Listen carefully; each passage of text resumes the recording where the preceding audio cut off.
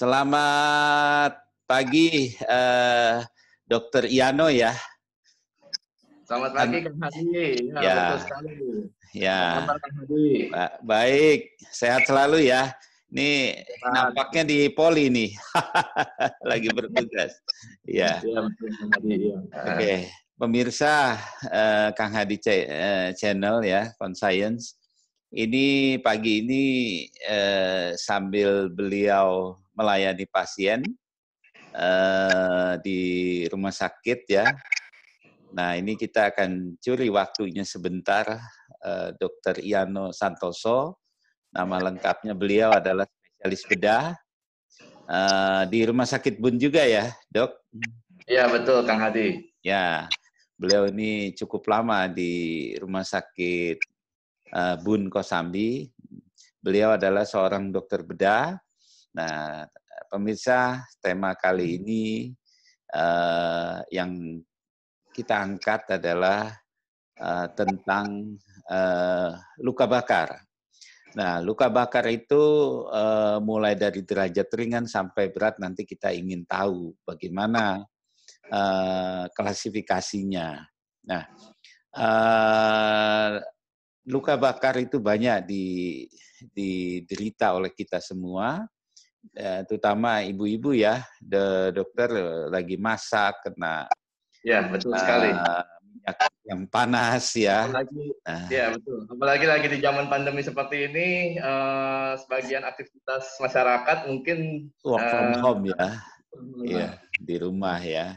Tapi ya, tidak tertutup kemungkinan di tempat pekerjaan juga untuk teman-teman yang karyawan juga di pabrik, di mana itu sering kena luka bakar. Dok, saya pemirsa ingin tahu nih, apa sih yang dimaksud dengan luka bakar? Saya izin share screen dulu ya, Dok, sebentar. Nah, ini slide dokter, sebentar. Bentar ya, Dok. Nah, ini Dok, mangga, silakan Dok. Mungkin dokter sebagai pengantar, dokter bisa berikan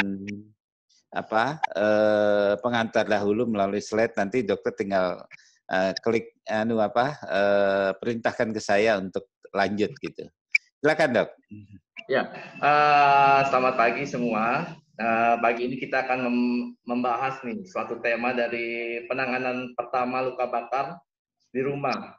Kenapa tema ini dibahas? Karena terus terang pada saat zaman pandemi seperti ini, di mana kita aktivitas lebih banyak di rumah, bekerja di rumah, sekolah dari rumah,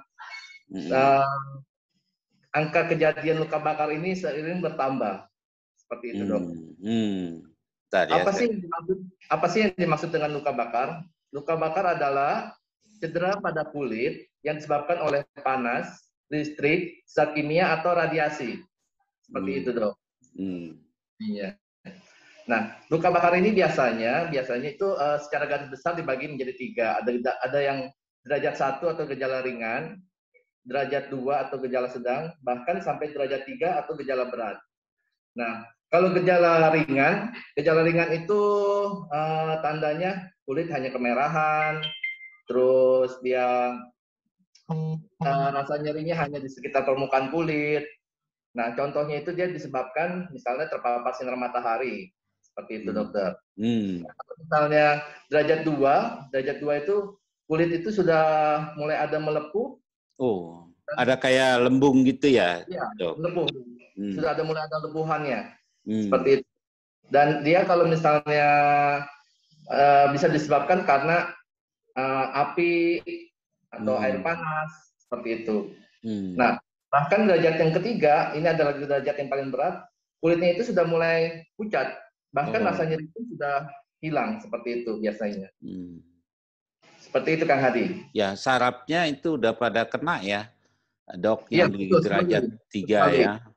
Bahkan jaringan sampai di bawah kulit pun itu biasanya terkena, bahkan bisa sampai tulang bahkan. Wow, iya ya. Oke. Nah, ini, Dok.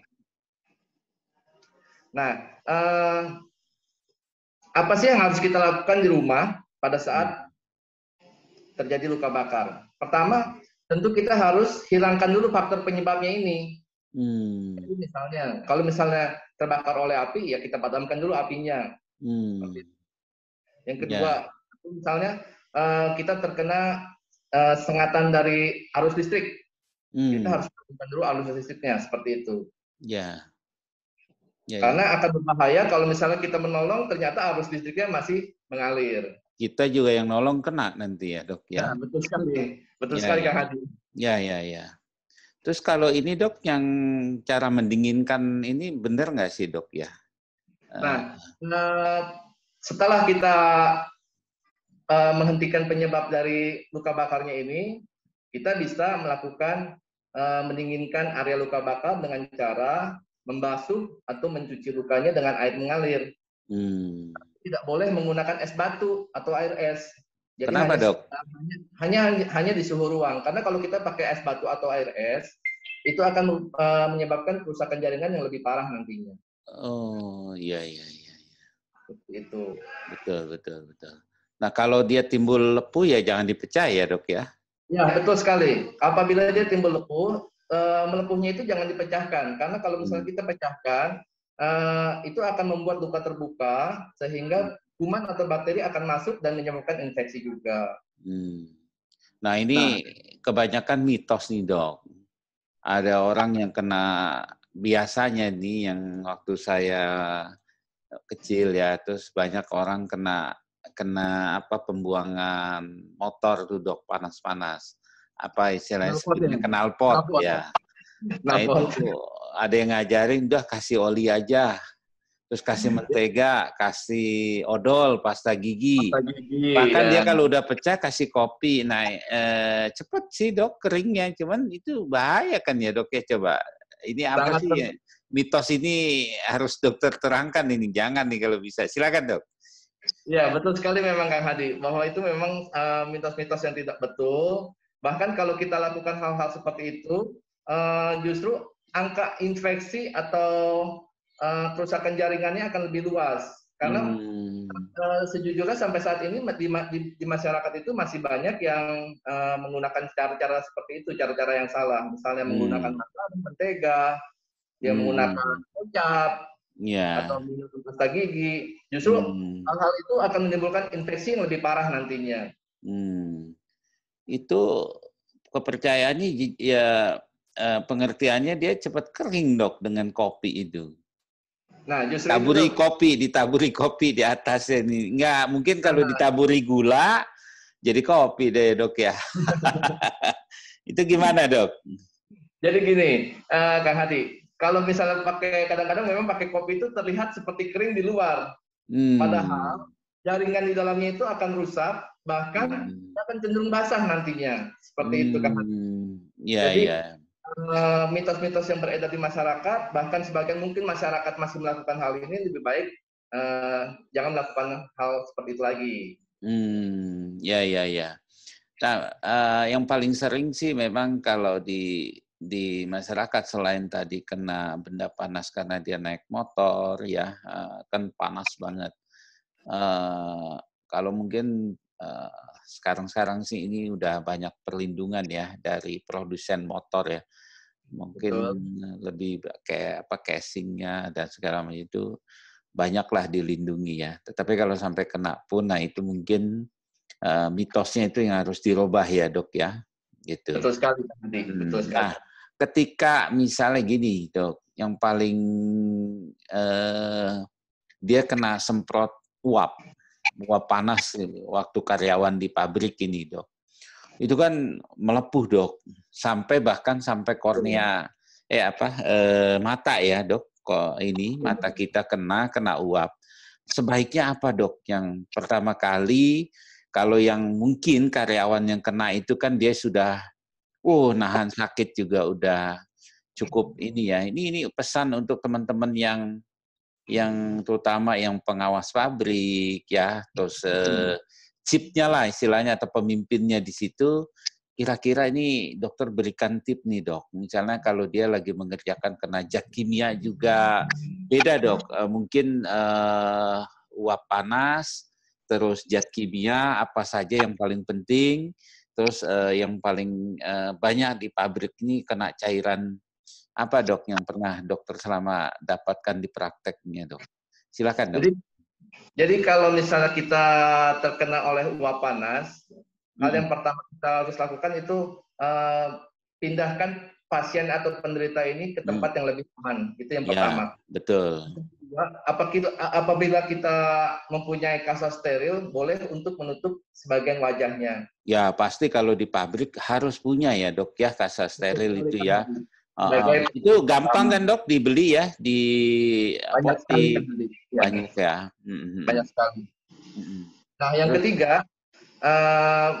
karena ini mengenai bagian wajah, tentu hal-hal seperti ini harus langsung dibawa ke rumah sakit untuk betul. mendapatkan pertolongan yang lebih lanjut. Mm-mm. Karena luka bakar yang mengenai wajah itu akan mempengaruhi estetika nantinya. Selain itu, Oh, kecantikan mata, ya dok. apabila mengenai mata juga bisa mempengaruhi fungsi dari penglihatan. Penglihatan. Itu bahaya banget ya dok ya, gitu ya. Ya, itu kan.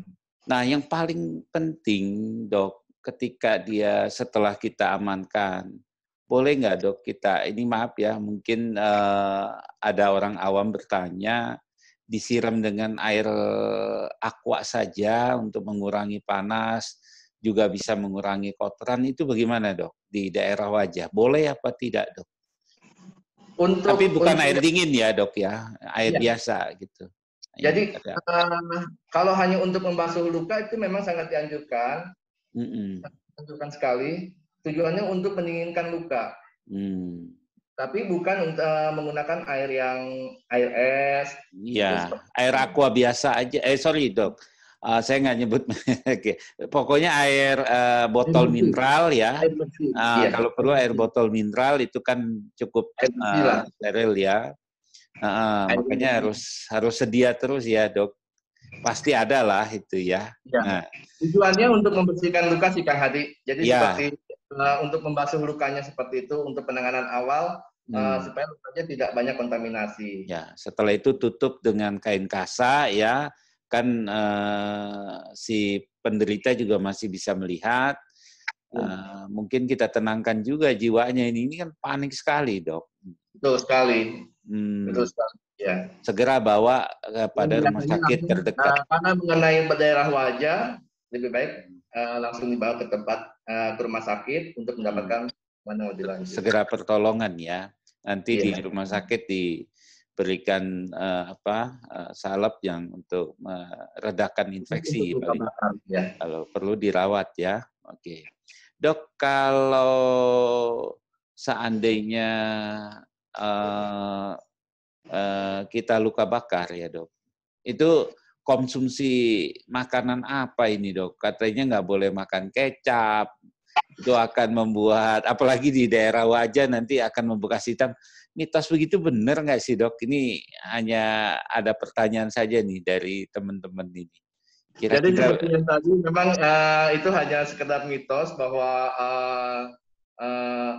kalau kita makan kecap lukanya akan hitam. Seperti belang. Iya, betul. Mukanya atau bagian daerah luka yang terkena akan menjadi warnanya akan menjadi lain. Iya.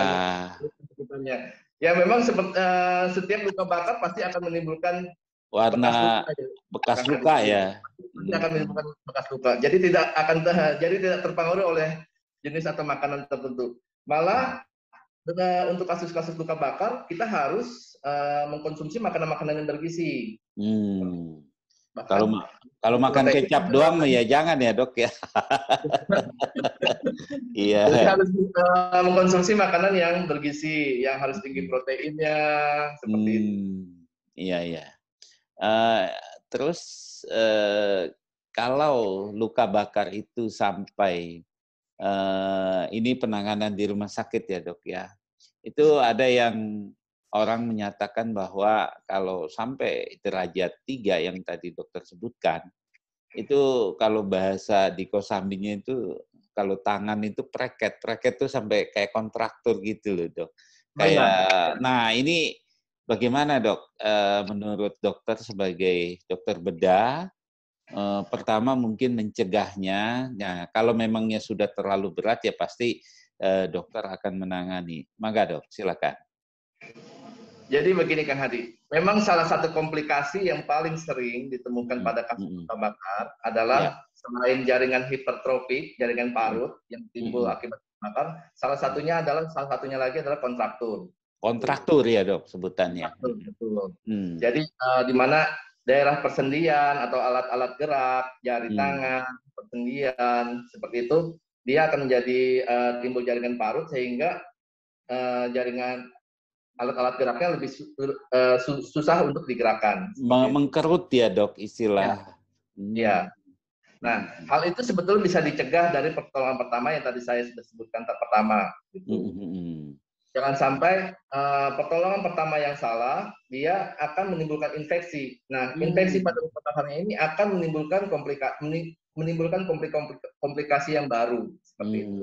Jadi infeksinya lebih masuk ke dalam ini ya dok, urat-urat besarnya itu ya. Iya, jaringan di bawah kulitnya. Dan yang kedua, pada kasus-kasus luka bakar diperlukan mobilisasi yang harus lebih cepat. Mobilisasi dalam arti pasien ini harus lebih cepat untuk bergerak, harus untuk dilatih untuk bergerak. Misalnya pada lukanya pada jari atau pada jari tangan, dia harus mulai menggerakkan jari-jari tangannya sendiri. Iya dok. Dok, saya pernah teringat dulu, saya lupa tahun berapa ya itu dokter yang cukup dibuat repot dengan penanganan waktu itu di rumah sakit Bun ya. Itu ada apa ya dok, peristiwa petasan itu ya, meledak ya. Iya, mercon ya dok, terkenal istilahnya itu. Betul. Dok, pada waktu itu memang lukanya itu ini semua ya, agak berat semua ya waktu itu ya. Memang pada waktu itu kasusnya lumayan banyak. Ada yang ringan sampai yang paling terberat ya dok ya. Sampai bahkan ada yang gugur ya dok pada waktu itu. Nah kalau seandainya ketika sebuah ya tempat bekerja teman-teman ya pemirsa semua itu tipsnya dari dokter nih yang berhubungan dengan api sebagai dokter ini bagaimana dok? Apa yang harus diperhatikan dan apa yang harus disediakan kalau ketika ya amit-amit juga ya dok kita tidak mengharapkan. Nah, ketika mengalami semprotan, terus api atau apa, terus tentunya evakuasi bagi teman-teman kan yang mengevakuasi itu bisa saja orang terdekat dahulu dok. Terus kedua juga kalau cepat segera keamanan di sekitar orang-orang yang membantu, terus pasti juga petugas damkar untuk mengevakuasi ke rumah sakit itu bisa saja terjadi ketika pasien itu masih bisa tertolong diangkut ke rumah sakit. Kira-kira dokter kasih tipsnya ini dok, mulai dari yang ringan sampai yang berat, mungkin biar pemirsa ini tahu gitu dok. Betul sekali Kang Hadi. Jadi seperti ada kata pepatah bahwa mencegah lebih baik daripada mengobati. Oh iya dok, pasti. Tentu luka bakar ini juga kita harus bisa cegah. Nah pencegahannya bagaimana? Yang pertama mungkin kita harus bekerja secara lebih hati-hati. Ya. Hindari penggunaan bahan-bahan kimia yang tidak kita ketahui atau yang tidak kita kenal. Dan bahan-bahan kimia atau cairan korosif ini, kalaupun kita harus menggunakan, kita menggunakan APD atau minimal sarung tangan seperti itu. Ya, betul. Nah, misalnya di rumah pada saat memasak, kita juga harus memasak dengan hati-hati. Terus kita juga harus mengecek apakah ada kebocoran gas atau tidak. Ya, betul itu, dok. Nah, atau juga yang paling sering juga untuk mencegah sengatan dari listrik ya. Dari listrik, kita juga harus lihat-lihat, kadang-kadang takut ada kabel yang mengelupas. Udah umurnya udah tua ya dok? Ya, kabel-kabel yang mengelupas kadang-kadang nanti kepegang, tahu-tahu kesetrum. Karena luka bakar akibat listrik itu termasuk luka bakar yang grade 3 itu. langsung yang bahaya ya dok ya? Iya, betul sekali Kang Hadi. Tuh. Nah, di rumah juga hati-hati terhadap anak-anak yang bermain dengan bahan-bahan yang mudah terbakar, atau anak-anak balita. Ini paling sering juga anak-anak balita. Iya, iya Yang dok. kadang-kadang dia mau ambil minuman di meja, mungkin gelasnya masih panas atau ada air panas Ya, yang pegang langsung ya dok. panas, dia pegang, tersiram ke badan. Itu juga sering juga kasus seperti itu. Iya, iya, iya. Dok, Kalau kalau untuk di perusahaan mungkin harus disediakan juga APAR ya. APAR ya, APAR P3K kali ya dok ya. Nah, kalau untuk P3K ini dok, biasanya yang di rumah ataupun ya kalau di tempat kerja pasti lebih besar skupnya. Kalau yang di rumah ini apa saja nih dok? Misalnya kalau saya pernah lihat kalau lebih ini kotak obat ya first aid itu mestinya harus ada lah ya dok kalau di rumah supaya kita mencari-cari gitu nggak kebingungan. Mungkin ada tipsnya nih dok, silakan dok. Jadi kita juga harus mempunyai persediaan obat untuk penanganan pertama di rumah, obat apapun yang mudah didapat, yang mudah kita beli, dan Contohnya kita dok? taruhnya pun di tempat yang mudah terlihat dan kita mudah jangkau untuk ambil. Contohnya apa aja dok? Kalau yang paling ini di first aid itu apa saja yang bisa kita sediakan di situ dok?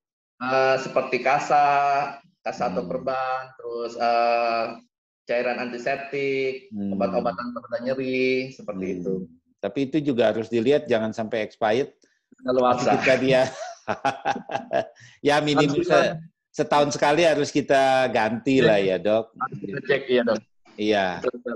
Kalau di tempat pabrik mungkin jauh lebih besar ya, harusnya lebih lengkap sedikit. Betul sekali. Iya. Dan jangan lupa para chip atau kalau di sini itu dibilang mandornya, ya supervisornya harusnya kita bisa lebih berpengetahuan sedikit ya. Bagaimana nih dok kalau ada usul teman-teman nih dokter bisa melakukan pendidikan jarak jauh untuk para supervisor pabrik nih? Mungkin sangat berguna sekali nih dok ilmu dari dokter ini nanti. Oh iya ya, nanti mungkin ada usulan ya dok dengan teman-teman. Soalnya saya baca chatnya juga di rekanan tuh lumayan ada permintaan. Nanti kita atur ya dok. Nah dok, ini ada satu lagi nih. Saya juga sering menemukan dan ada beberapa pertanyaan juga. Ini biasanya dok, di bengkel-bengkel motor ya dok ya. Nah itu ada kejadian dok, karena dia menempatkan air acu atau air aki itu loh dok, yang itu seperti gelas aqua dok. Kayak botol aqua gitu loh dok. Nah itu sering salah minum dok, karena saking hausnya mungkin keminum karena mungkin montirnya yang nggak sadar. Nah jika terjadi hal seperti itu di tempat kejadian sebelum dikirim, kan ini bekerja secara cepat. Itu apa dok tipsnya yang bisa dibagikan ini dok? Mudah-mudahan sih tidak ya dok, tapi ternyata ada kejadian seperti ini. Mangga dok. Biasanya kalau sampai ada kejadian minum air aki seperti itu lebih baik sih langsung dibawa ke fasilitas kesehatan atau ke rumah sakit, karena akan lebih baik di rumah sakit untuk dilakukan pembilasan lambung seperti itu. Ya. Kalau seandainya awalnya dia boleh nggak minum aqua dulu misalnya gitu loh, atau air mineral, sorry dok. Boleh-boleh aja sih dok, tapi nantinya tetap harus datang ke rumah sakit. Oh iya pasti dok. Ya. Jadi mungkin inilah yang kejadian yang nggak biasa kita duga, ternyata terjadi juga ya dok. Ya. Nah, ada lagi yang ini sekarang tuh oli itu udah bentuknya kayak kuning, udah kayak nggak ada beda lagi sama orange juice dok. Nah terkadang kalau lagi bekerja lelah, yang penting kemasannya mungkin jangan inilah kita anjurkan. Harus bisa dibedakan. Iya, nah ini nih mau gampangnya aja udahlah pakai gelas yang mirip, botol yang mirip dengan air mineral. Nah ini juga tanggung jawab daripada produsen dan pemerintah yang mengawasi lah ya kalau bisa. Oke dok, dok kira-kira ada tips yang bisa dibagikan kepada pemirsa hal yang lain yang ini berkaitan dengan luka bakar. Kira-kira dokter mau pesankan apa untuk ibu rumah tangga, untuk chief officer yang karyawan yang ada di pabrik, dan itu paling sering, dan juga mungkin kejadian-kejadian yang lain. Silakan dok. Jadi kalau seandainya terjadi luka bakar yang lebih dari 8 cm, ukurannya 8 cm ya dok? Ya, lebih dari 8 cm, lebih baik setelah pertolongan pertama di rumah atau di tempat kerja, langsung dibawa ke rumah sakit. Atau klinik terdekat dulu ya dok ya. Apalagi kalau misalnya lukanya mengenai daerah wajah, ya, leher ya dok. Ya seperti itu. Alat kelamin juga itu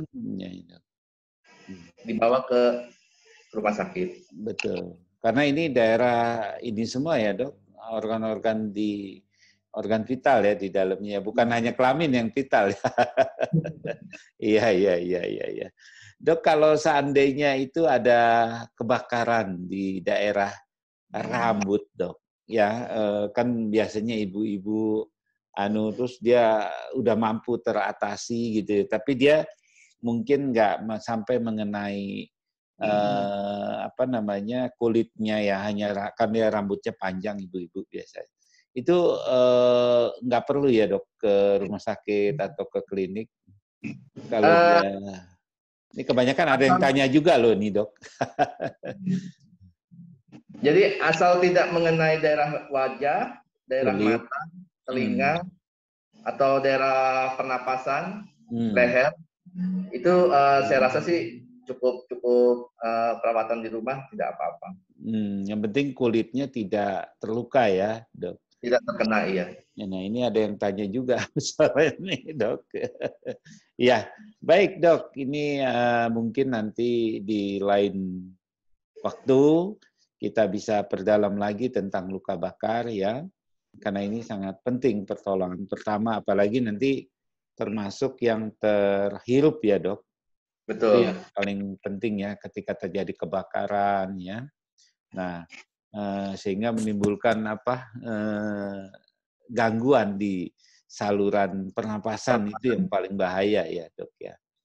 Baik dok, kalau begitu ini mungkin pemirsa sudah tidak ada yang pertanyaan lagi. Kita sudahi ya, dan sukses buat dokter Yano Santoso, spesialis bedah. Terima kasih.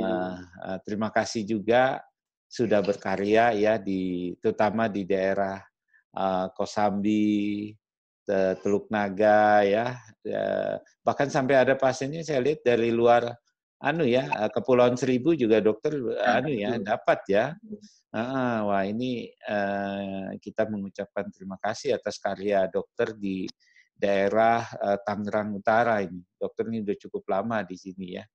Oke, mudah-mudahan dengan tips ini teman-teman pemirsa dapat mengambil yang baiknya ya dok, dan merubah image kita, pemikiran kita tentang luka bakar. Mudah-mudahan ini sangat bermanfaat ya dokter, walaupun ini kesehari-hariannya kita udah sering melakukan, tapi ternyata ada aja yang salah ya dok. Salah juga ya. Kita tidak berusaha untuk menghukum menjustis masyarakat itu selalu salah. Tetapi lebih baik kalau memangnya belum tahu, menjadi tahu dan menjadi baik dan mencegah kecacatan lebih lanjut ya dok. Baik dok, waktu sudah hampir 30 menit ya, dan saya mengucapkan terima kasih atas nama teman-teman Kang Hadi Conscience Channel atas berbagi ilmunya nih dok ya. Lain kali jangan kapok ya dok, kita akan berikan lagi tips-tips yang berikutnya ya dok. Baik, Terima kasih dok. Selamat pagi. Selamat Ya, pagi. ya pagi ya. Lalu. Ya, dok.